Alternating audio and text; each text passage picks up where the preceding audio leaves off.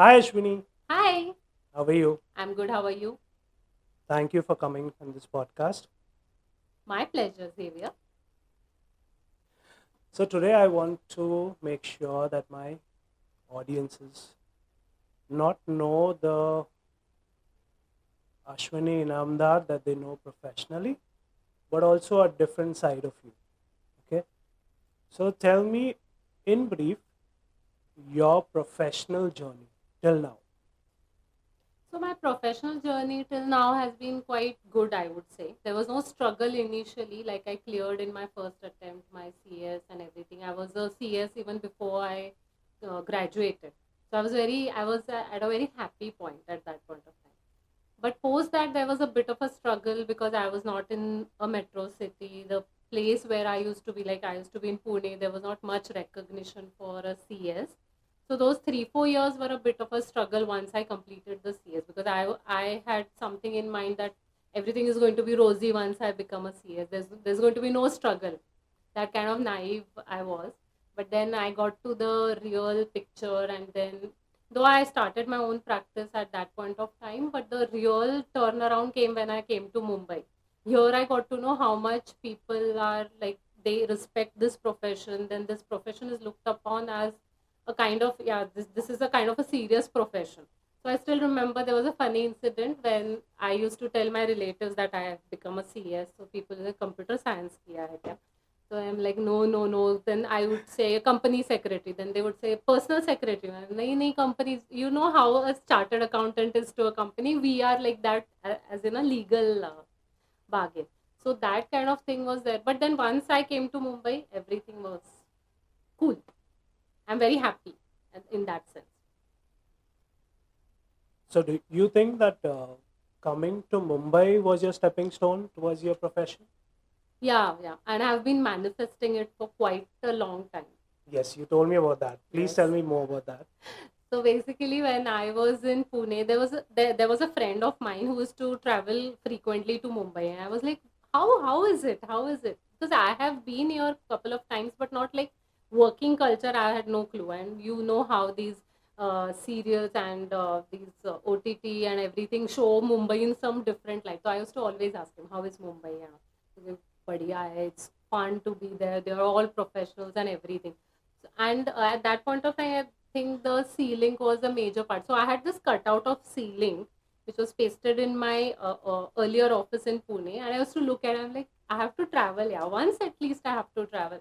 You won't believe my office is now next to the ceiling. I travel daily via the ceiling. So this is something I've manifested for a very long time. Yeah, I can see the smile on you. Yeah. Yeah. Now next thing I should manifest something bigger now. You should. You now told me that people don't easily recognize CS. Okay, they first thought you're computer science. Yeah. Till now, what do you think is a common myth about your job? What do people think you do, and what actually you do?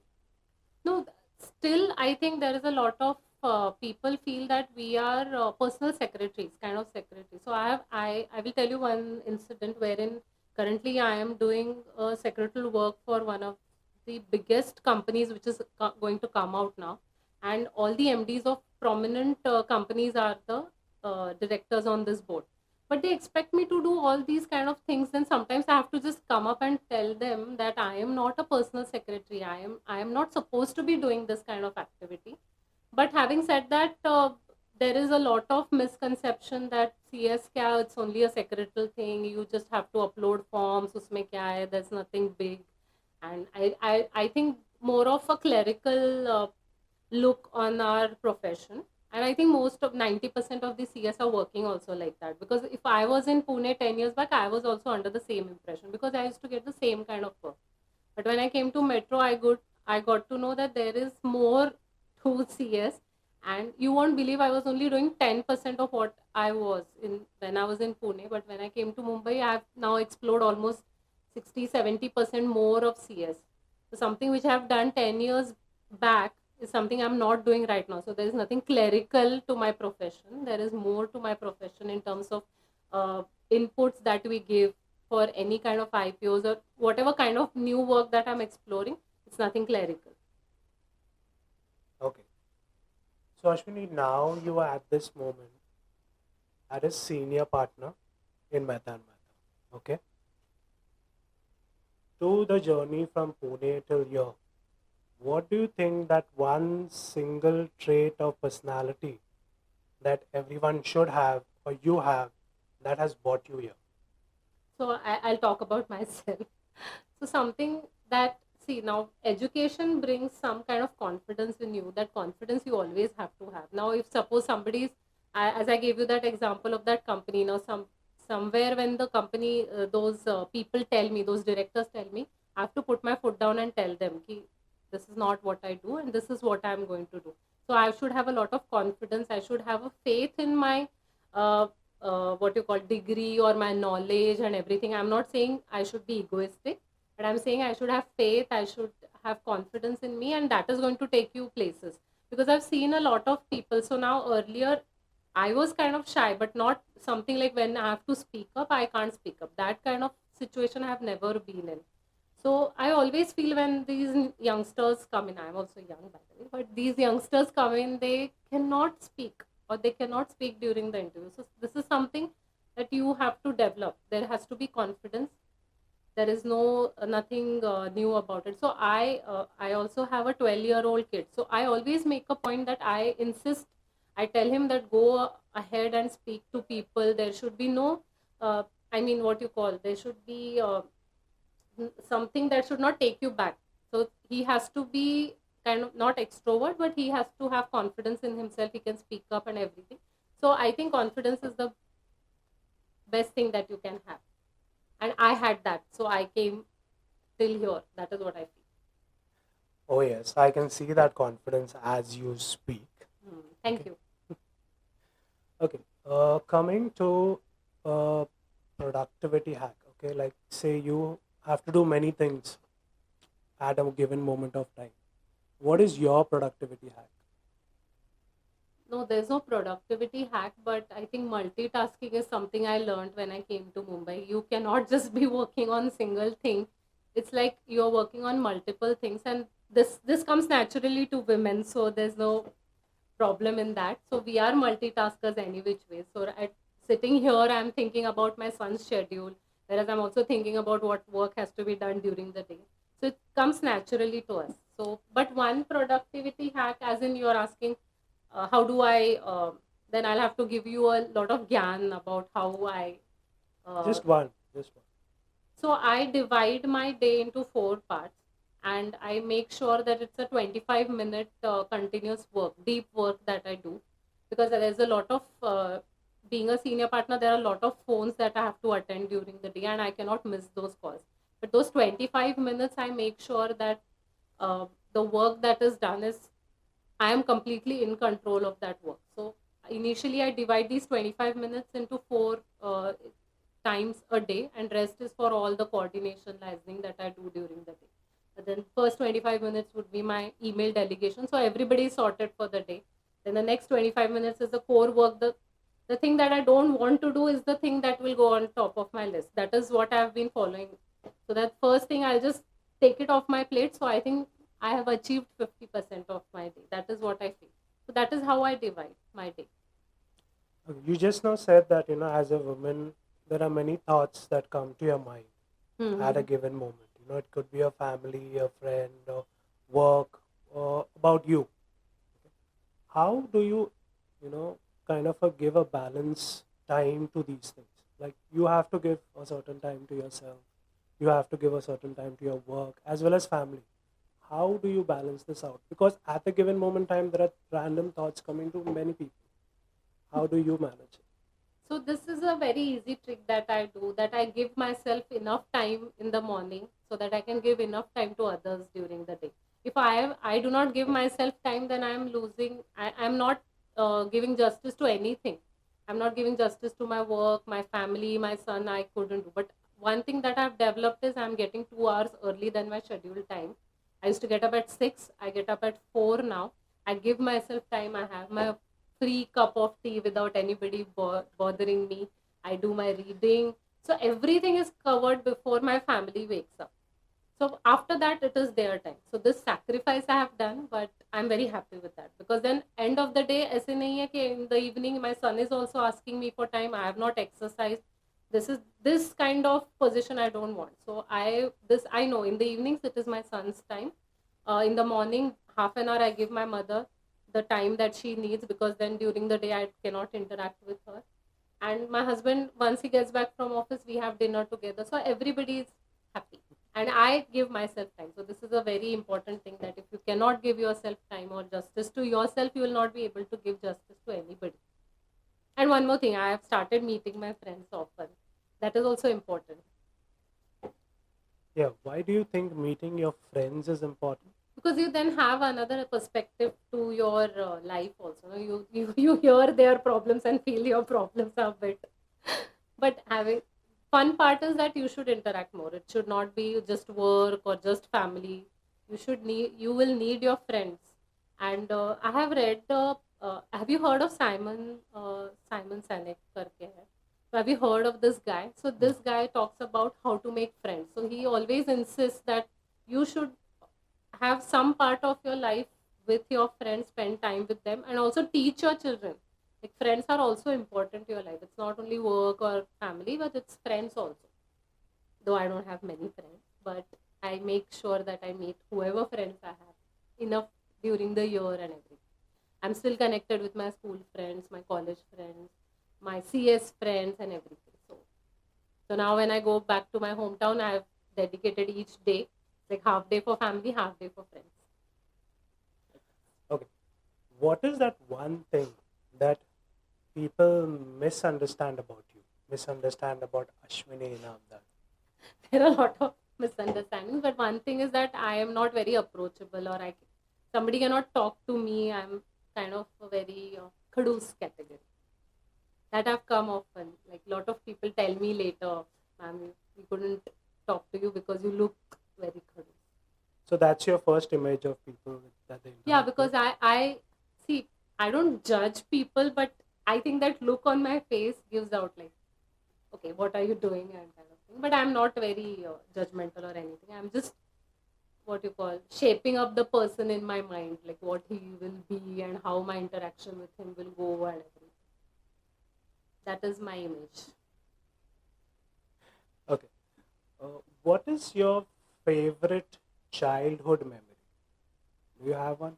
Yeah, of course I have. My favorite childhood memory is, like, I have always traveled with my father. My father was a banker, and we used to. He had a lot of transfers during, I think, 14 places. Till the time I hit my 10th standard, I have traveled 14 places with him. Wow. So my favorite memory was that he retired as a chief manager, which was a very high post in a bank. And then every day evening, my father used to be back at 6:30 and used to take me out on his bike. Like, 6:30 to 7 was my father-daughter time. So I have this favorite memory. And every Sunday, he used to take me out, me and my mother, like we three were together. So he used to take us out for dinner. But this every day half an hour is my favorite memory, childhood memory. It's a core memory I have. Okay. That's a nice one. Coming to that part, Ashwini is a die-hard animal lover, right? Yes. And she has helped so many stray dogs, Yes. taken them medically attended, right? Yes. How did this love for animals start? So I think it was destined. I was never a dog lover, but I was never a hater also. So I have never hurt any animal, but I used to not like them or anything. But during COVID, I used to have this vivid dreams about a dog chasing me in the house, because that was the only place we could go out in COVID. And it was very clear. The dreams were very clear. Like, I am going into the kitchen, the puppy is following me. I'm going into my bedroom, the puppy is following. I don't know what it was, but they were very vivid dreams. And I just woke up one day and I told my husband, I want a dog. And he's like, are you crazy? I've never seen you near a dog. You will never be able to handle it. Please don't. Because he used to have a dog earlier in the house and he knows how the attachment goes. Like, I am not going to later give it away. So you have to think through this. So he gave me 1 month's time. Being my husband, he's too much detailing and all everything. They gave me a month's time, and then we decided to buy a dog because I was not aware of how things happen. So then later, one dog lover got in touch with us, and he said that everybody buys a pup and everybody is having fancy towards these breeds and everything. You should think of adopting a dog, and it will be free. And my husband is like, yeah, this is free, but Labrador is like 25,000, 30,000. You have to pay for that puppy. I'm like, what nonsense? You don't want to pay or something. Like, no, no, let's go and have a look at this puppy. So this pup was in Kandivli, and he was severely hurt when he was just 10 days old. But so we went to Kandivli one day, and I was pestering him. I want to meet this pup today. Let's meet him. Let's meet him. So when we went, I was all prepared with the food, the blanket, everything. I went to Kandivli, and then this lady told me he's right there. You just call him towards you. So we had decided on a name, and I just blabbered like Leo, and he started running towards us, and that's the end of the story. I've been featured in all dog pages across Facebook and everything, but that is my story, and we have adopted a stray dog.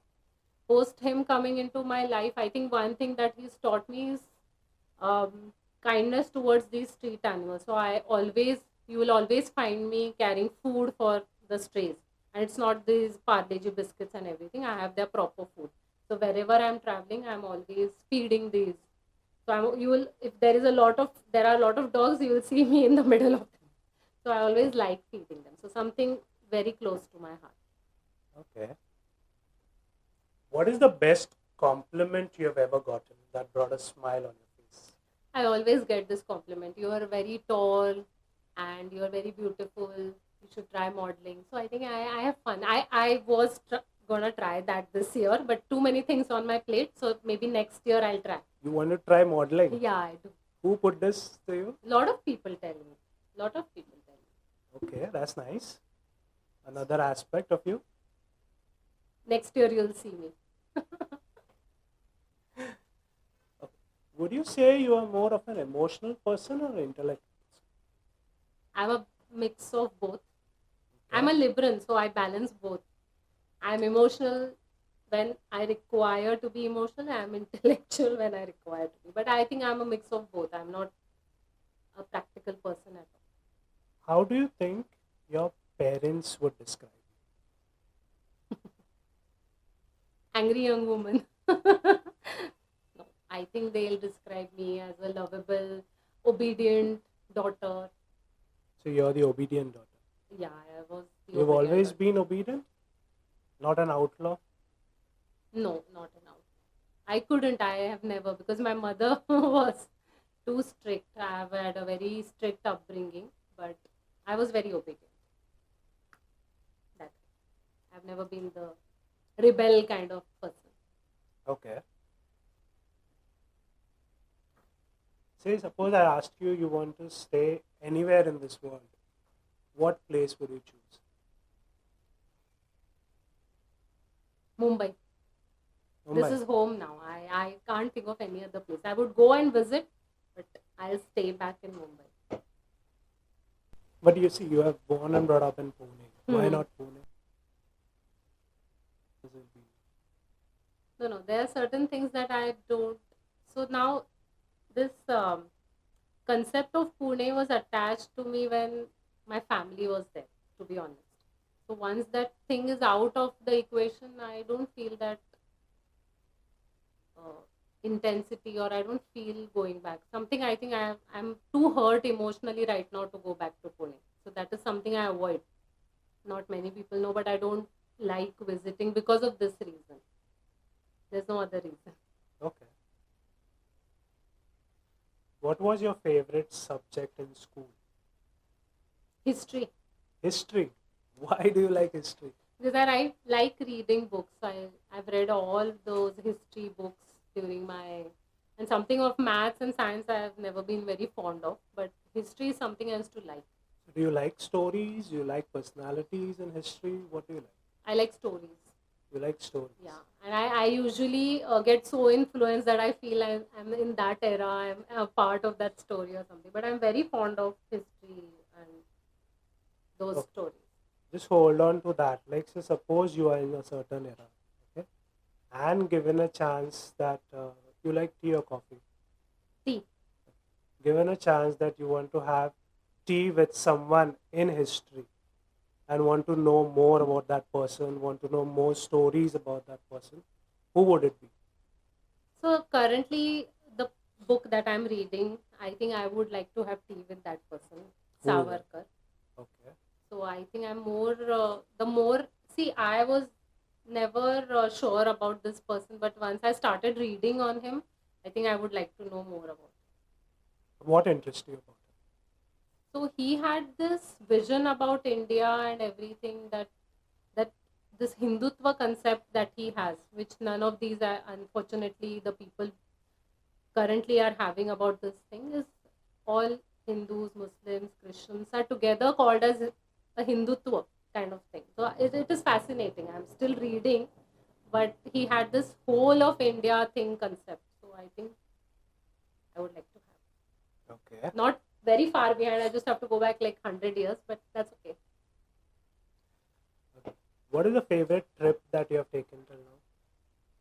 Favorite trip Trip. would be US. The recent one, Yeah, right? recent. Okay. Was it a family trip or was it a Family, solo family. trip? No, I never do solo You trips. don't do a solo trip? No, never, Have you never. ever thought about it? Too much of planning and everything is required. I would just leave it. No, no solo trips.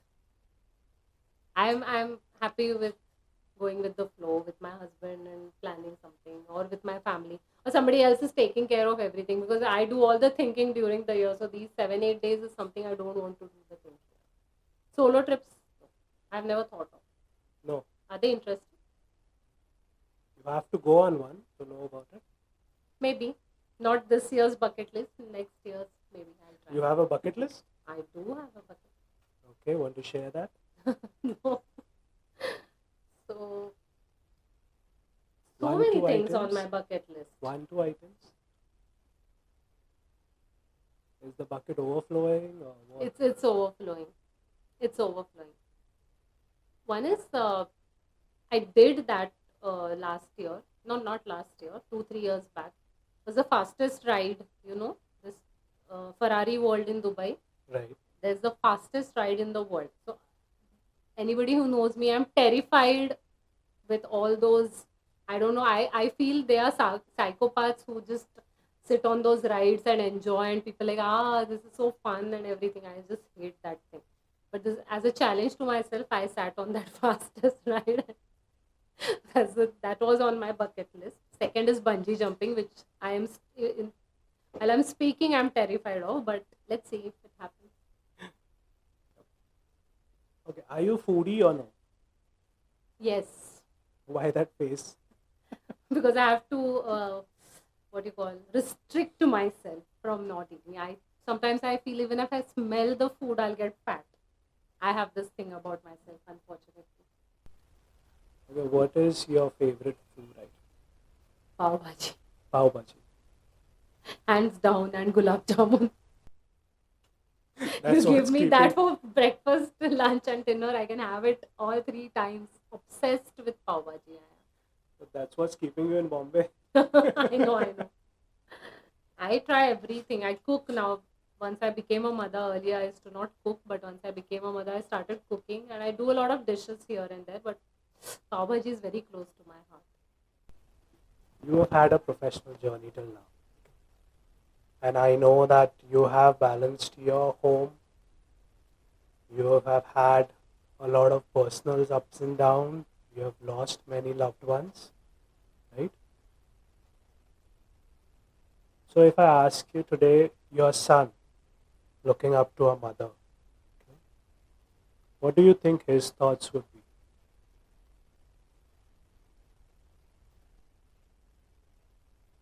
I think he'll find me very brave. Like, I don't know if he's understood what I have lost, but I think he'll find his mother was very brave, and she could take care, because I now have people who are now dependent on me as of now. So I have to do that. I have to have that courage. I have to be brave. But I think he'll remember me like that. So is Ashwini Always a family person who takes everyone together. Yes. Can you imagine yourself without a family? No, never. Never. So this is something, as I told you earlier also, I used to always live with my parents away from all the relatives and everything. He was always posted to very far away places. So this was something I used to always crave, having a family and everything. I think I manifested that because I have a huge family from my in-laws side. So I think this is also something I manifested. Not manifested, but I have a very big family and I always like, yeah, I like to take care of people and everything. So without family is something I can't imagine myself. No. Now you said you have a very few friends, right? But you still like to meet people. Do you think you are a person who trusts people easily, or you take your time to trust people? I am something who trusts people easily. So I trust people easily and then I figure out maybe sometimes, but I don't do the other way around. Like I take my time and no, that is not how I. Otherwise, we wouldn't have been friends. That is something I don't do. I always trust people blindly, and I have few times there are people who have hurt me, but 90% of the times it has been always good. So all my acquaintances, friends, colleagues, and everything, I trust them initially. That is how I look at it, face value. So you always believe that people are good initially. I don't believe they are good. I believe I am good. So I look at it that way. Maybe my interaction might be different. So I always believe that people interact with you with the kind of position you are in. So if you are, Okay. so that is something I always believe. Still, if people are rude to me or anything, I don't go back to them. But I will never say initial reaction to anything is like, let's see how time pans out and then I will become a friend. That is not something I do. You spoke about your four deep work times that you have allotted, okay, where Hmm. you do dedicated work. Yes. Do you believe in a deep work theory? Has it worked out to you? Yes. In the profession that I am, I think it is very necessary because you need to have full concentration before you roll out any report or anything. And if that is constantly marred by phone calls and everything, then I think it is. So when you say you are into your deep work time, okay, and you put in all your efforts and all your intelligence, your research, time, what has gone through, and if the results are not what you expected, then how does it feel? No, I don't get. So that is what I told you, that I have divided my day into four parts. That is minimum four. I'm not saying it's the only four times that I do deep work. I've divided my day. If I'm not able to achieve in the 25 minutes, I extend my time. I give myself a break of 5 minutes. I go back to that same thing again. I then what you say, attack the problem again with fresh deep work theory. But I don't believe in like continuously 3 4 hours. That is not possible for the profession that I am in. I cannot give 3 4 hours at a stretch for the work. I believe in 25 minutes and then 5 minutes break, then rest of the work, then again 25 minutes. So, and I'm also a very kind of a control freak person. I don't like unread messages on my phone. I don't like unread mails. I have to read all the mails, messages by the end of the day, and I then go back to my house. I'm like that. So I have divided my day like that. It's like 25 minutes minimum. That may be more than four sessions of 25 minutes. It can go beyond. Some days are good, people are not calling you. Some days are very bad, people are calling you constantly. Likewise.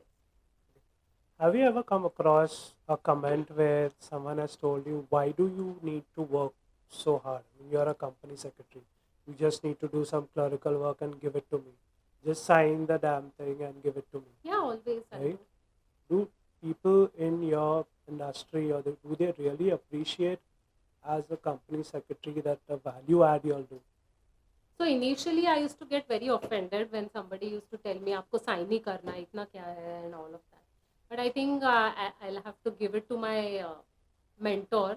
in this profession, Dipti Mehta. So she used to always say that when people tell you, say something like this to you on your face, then show it, prove it to them. Don't speak out. Like, don't just immediately try to negate that person. You show out to him. So this happened very recently in a kind of work we had charged a bit of a higher side, because I know the work demands a lot of time and efforts and everything. So that guy was continuously berating me on college. Like, itna hi to hai, this much only you have to do, why you're charging, aapne naam dekh ke charge kiya, and everything bullshit he was speaking to me on the phone. I'm like, so then if you have so much, then you should, I think you should do it on your, at, by yourself.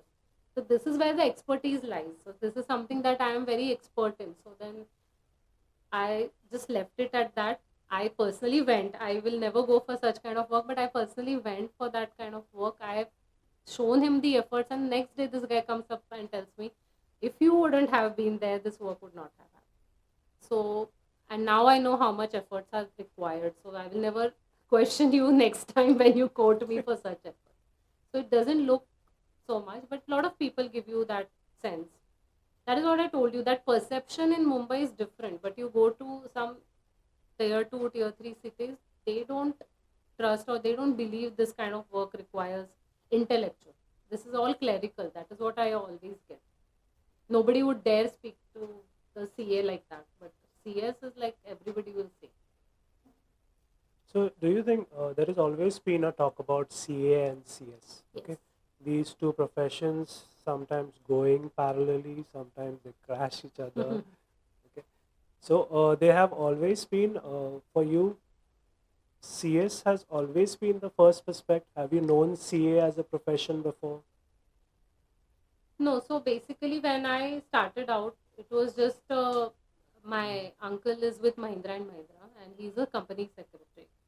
So I have always looked up to him. And when I just completed my 12th, I that was the only profession I knew. Wherein my two of my other friends, they mentioned that CA is also a profession that you should look into. But I was not aware. I was very much into CS at that point of time. So I did not compare it, but I liked this more, so I went in for CS. And I always had a role model to look up to. So I knew that if you do this, you will be Mahindra and Mahindra ka CS one day and stuff like that. So that was something I was influenced early on. I had never seen any chartered accountants because there have never been in my family. So I don't know. Okay. Have you ever got an interaction with another CA who has tried to put you down? Chartered accountants, daily basis. I Daily don't. basis. Yeah. So I've stopped interacting with chartered accountants except you. You are talking to one right now. Except you. No, they don't understand the profession. I don't know. So, what would you as a CS do that people understand, or the upcoming of now CS students? Okay, they are coming in into a new profession. They have a certain perspective which they're gonna get from you or people like you whom they are working with. What would you want them to see as a different perspective that has marred from the history that people look at company secretary like they are like this, but you want that change to happen since you have had that journey from Pune to Mumbai and you've seen the difference. So, what do you want these young CS students to know? I want them to know that it is not only about form filing and ROC and everything. There are a lot of aspects, there are a lot of layers to that. Something that I create a lot of awareness on LinkedIn. I do post a lot about my work and everything. It's not to gain attention, it is for them to understand that there is more to this profession. Like, we do mergers and acquisition, we do IPO related work, we do due diligences, we do audits. So this is nowhere close to form filings.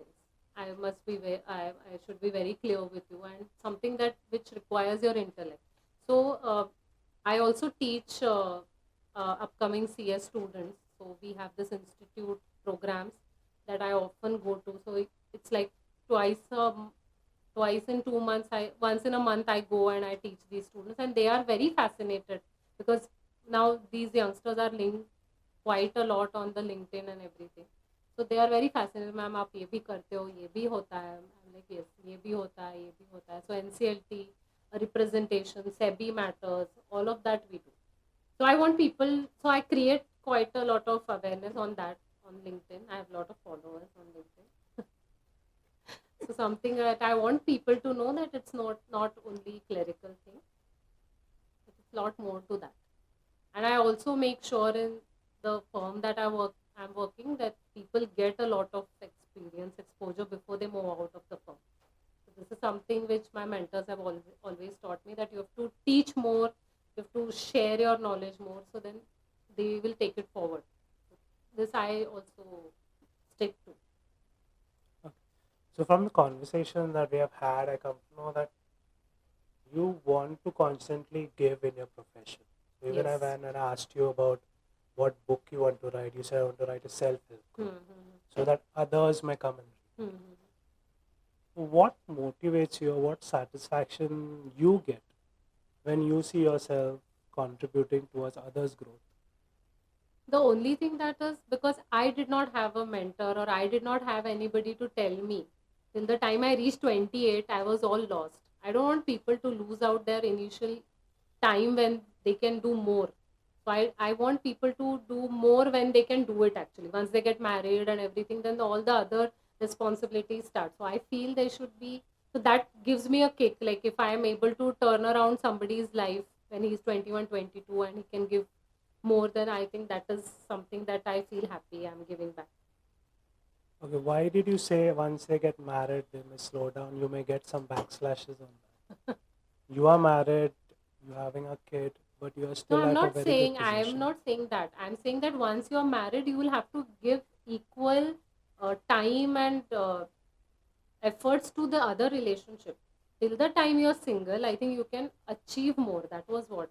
Though Okay, I have achieved where everything after I've married, but I'm saying that these people are now taking. So in my time, not far away, but in my time, people used to get married at 23, 24. Now people are getting married at 30. But then at least they can achieve till that point of time.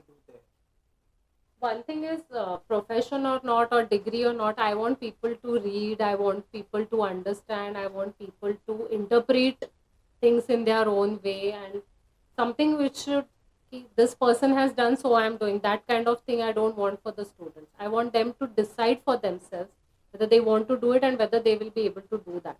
So this is something I give gyan to a lot of students who approach me, or whenever I go out to teach them. So I always tell them that it's not because you see that it is fascinating, it is not fascinating. There's a lot of hard work. So when I say I'm doing multiple IPOs, I'm not just there for the photos and the ceremonies. The work that goes behind that is much more. So so currently when you're interacting in your firm or the students that you meet with, do you see a difference in the previous batch and this batch? Do you see them current batches having a certain clarity in what they really want to do, or are they still deciding on what they want to So the batch has a clarity, but they don't have that approach road towards that clarity. So in during the firm interactions, when I see these youngsters who are working under me, they know that they want to become a compliance officer in 5 years, but there is no possible, what you call, roadmap to achieve that, which I don't like.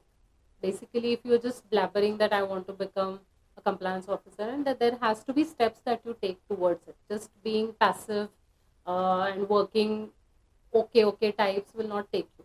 So hard working is something non-negotiable. So do? So I'll ask you one more thing. In CS, you have become a CS, fine.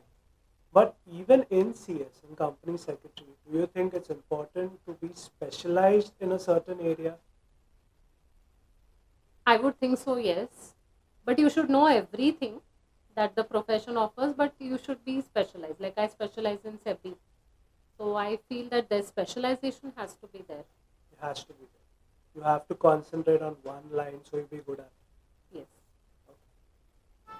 One thing, you should be very confident, and whoever calls you in the middle of the night and asks you a question, you should be very confident on that. But specialization is required. Yes. I Right. am of that firm belief. So thank you, Ashwini. Thank you for being with us. It's been Thank a you. really good time, Same here. and I wish you the best for life. Thank you so much.